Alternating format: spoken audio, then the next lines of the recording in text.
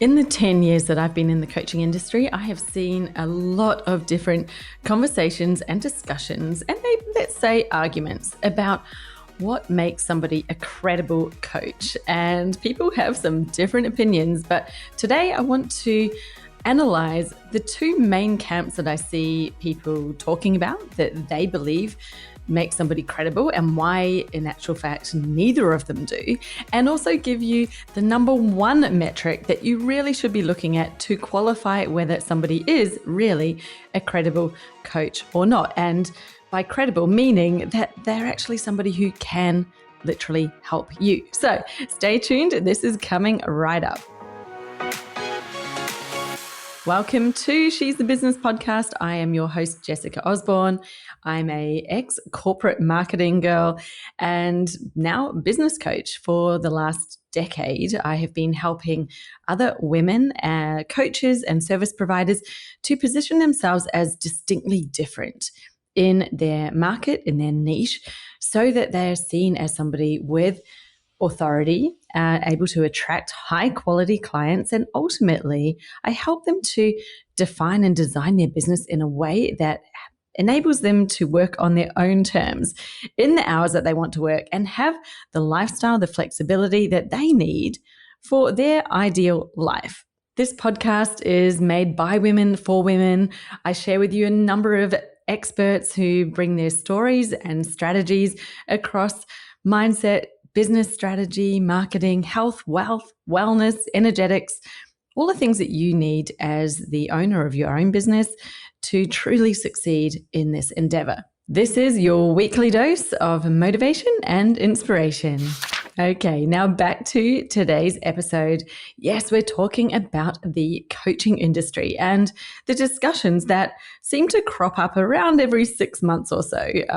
There'll be another onslaught of people calling out the coaching industry. Maybe some people will call it bashing the coaching industry. And if you happen to be a coach or be someone who's sort of similar to one and you've maybe even been afraid of calling yourself a coach for fear of what people will think and all this negativity that seems to perpetuate these outbursts that happen every 6 months or so, then you'll know that there's a lot of opinions out there. There's a lot of people who have had some experiences that they share. And I felt like this is going to be a very valuable conversation to have because I see the pain that has been experienced. I've definitely seen and heard of many very undesirable situations that have happened, but also wanted to draw some lines around why that's happened and what it means and what it doesn't mean. Whoops, we just had a momentary blip with my camera there. So if you happen to be watching this on YouTube, apologies for that slight break in the visual recording, but hopefully the audio didn't cut out for you. As you can see, I'm not in my normal office today. My parents are staying with me here, staying with us, our family, in our house for the week, and I've given my office to them for their bedroom. So I'm out here in the dining room doing my podcast recording from the dining room table, as you do. You flex, you make changes as you need to with this kind of business. So yes, let's look at what's happening. The coaching industry, the rants that people go on, let's call it the unhelpful discussion, I think that's sometimes happening. But the thing is that what I see, what I've read over the last decade, I've been sitting there on the sidelines, not taking part in these discussions, but just reading them, seeing what people are saying, hearing and understanding them. And there's a huge piece that is actually missing that I want to bring to you today because I think this makes it a very well-rounded kind of discussion, and there are definitely opinions on every side. However, I think you might agree today when I share with you the metric that really says whether somebody's credible or not. You cannot disagree with it. I don't believe it. So we'll see. Maybe you will. But let's talk about what's happening first of all. why are these discussions happening? Why does it pop up every 6 months that, the coaching industry and somebody's having a giant rant, and you seem to have then a spate of similar posts that happen? And what I find really curious is that, as you would know, there are a number of educational institutions around the world that create a coaching qualification. They've created one. They're an entrepreneur like you or I. One day they decided, I'm going to train people on how to be coaches. And so they created a course and they've given it a accreditation, and they then train people on how to be coaches. And at the end of it, you get a coaching accreditation. Now, there's a whole camp of people who not only run these businesses, but also have been through them, that talk about the coaching qualification as being the most important thing that you need to have. And of course they would, especially if it is the type of business that you run. You want people to think that, because that's really how you sell that qualification. And of course, what's happening is, as they are getting better and better at selling those qualifications, more people are going through those schools, those training programs. And then we're coming out every year with a whole bunch of newly qualified coaches who are now seeking to set up, start, and run businesses. And that's really what's creating this continual flow and influx of new people into the industry. And then we also have those who like to focus on the ones that aren't getting the accreditation, and, really calling out this lack of qualification, saying that means that they're not credible. However, as you may know, if you've been through any form of formal training, as I have, just having a university degree in something doesn't mean that you have mastered it. It doesn't mean that you're an expert in it. It means that you have knowledge and you've been tested on the knowledge and you've gained a pass grade and therefore been awarded your qualification. Now, I did a degree in business and in marketing. Back when I was 18, I started it. I actually decided to take a giant break from my degree, and I didn't complete it all in the one go within the 3 years, but most of my peers did that. They stayed at university, they got their degree. So by the age of 21, they're exiting out of university with a degree in marketing and zero practical experience. So they knew a lot about it. They have a qualification in it. Does that mean that they are qualified or credible as somebody to work in that field? Well, you're going to say, hang on, but you do need experience, because how are you going to apply that knowledge? How will you know what is the best way to apply the knowledge that you have? What's going to work, not work, all of those things. And once you start thinking about that, of course, that it takes a while for somebody to master the application of their knowledge in the form that therefore is successful and works. And that's why even with degrees, you start at the bottom of the ladder when you get a job, and you gradually work your way up as you gain more and more experience. The qualification is kind of like a tick box. Like, you can learn, you're obviously smart enough, you have knowledge, but it's only the application of that knowledge that turns you into somebody with expertise, i.e., who is an expert. And so what I find really curious about, these conversations that happen, that we see about the coaching industry and coaches without qualifications, is that they tend to come from the coaching institutes themselves, people who work within them, or people who have been through and have the qualification and are seeing that as that is the thing that you must have in order to be credible. But you could have somebody who's brand new with a qualification versus somebody who has 10, 20 years experience of working within that field and getting results. Which one do you feel like has more actual credibility? Would you rather go with somebody who's proven, who has results, or someone who's brand new but has a qualification? And I think as soon as you actually think about it for a moment, you're going to come down on the side of the fence. Well, probably go with the person who's proven, right? Who has they have the credibility. They've got the evidence that they do know what they're doing. It's not just a qualification, which says you have learnt something and you've passed a test. Well done. So That's the first camp, the camp of the qualification. There's absolutely nothing wrong with having a qualification.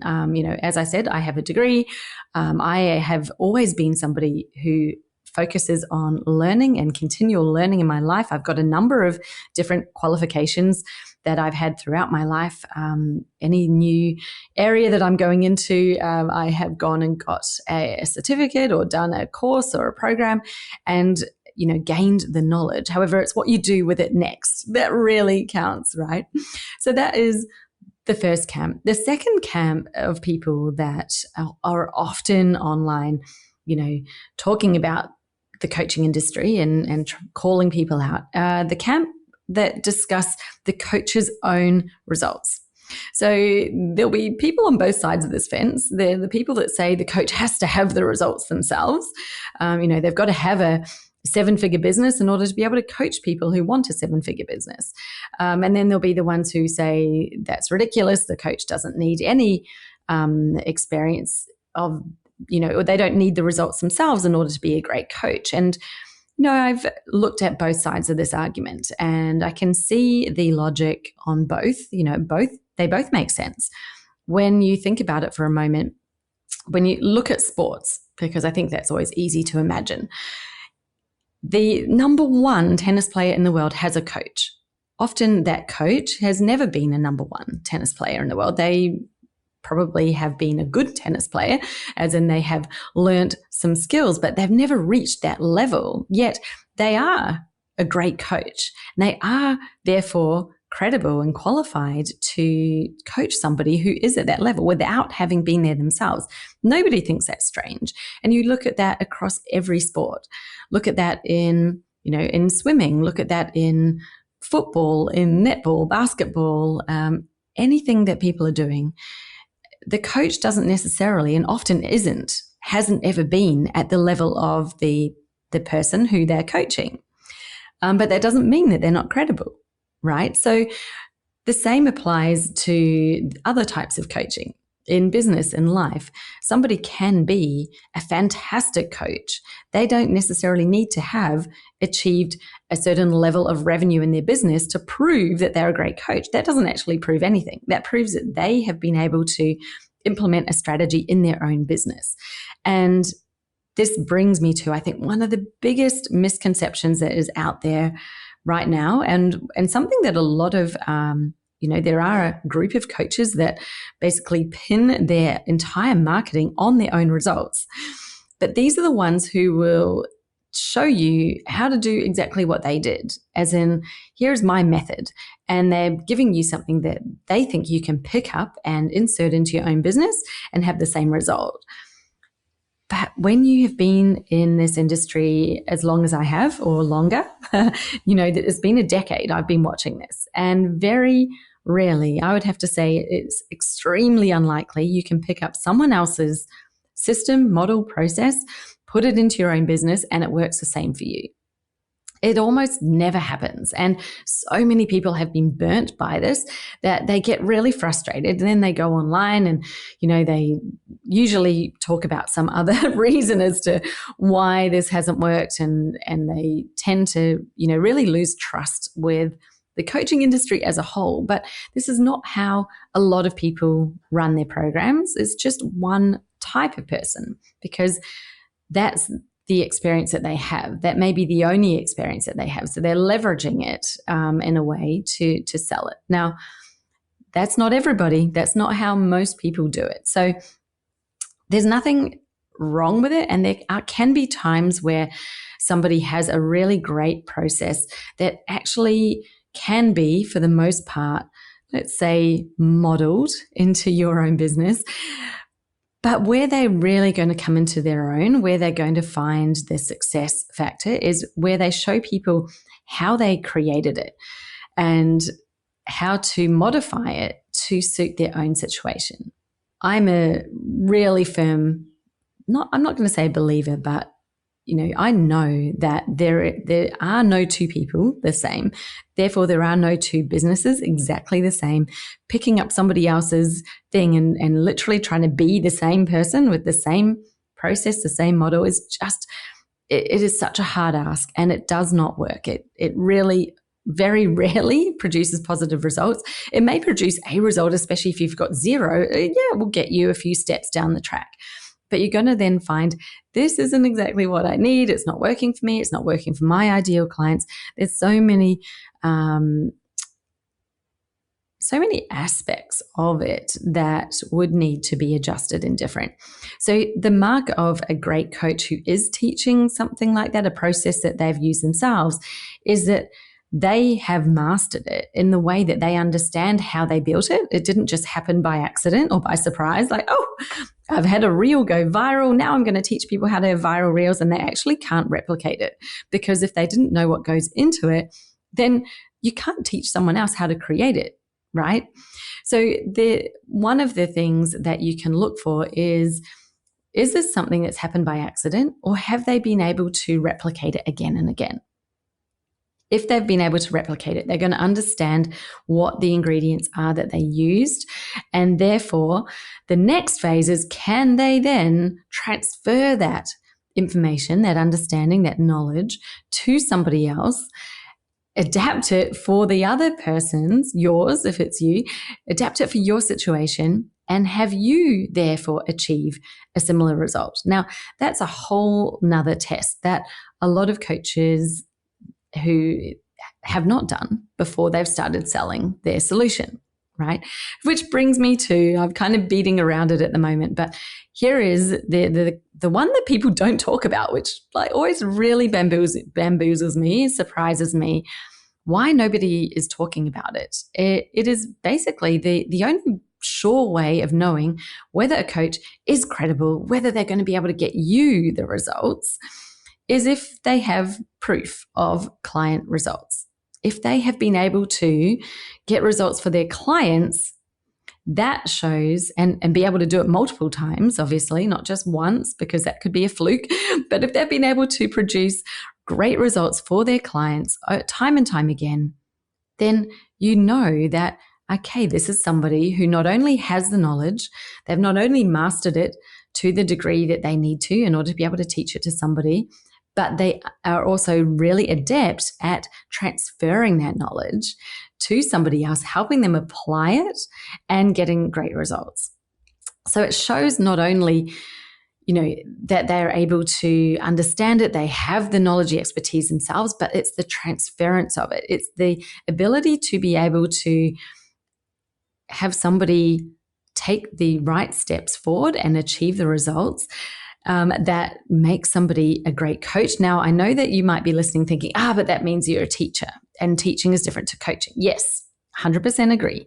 Teaching is different to coaching, but I think a great coach has a mixture of both.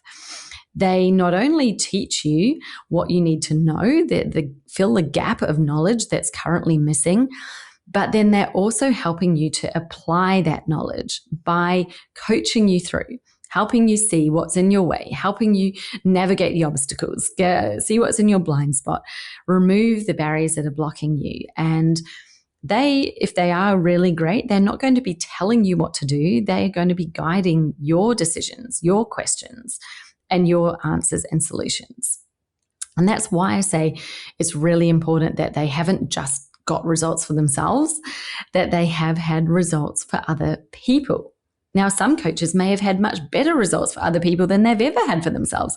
Great. That really doesn't matter, does it? Because you're not them. So even if they haven't had great results in their own business, but they're able to get great results for other people, then you know that you're going to be one of those other people, right?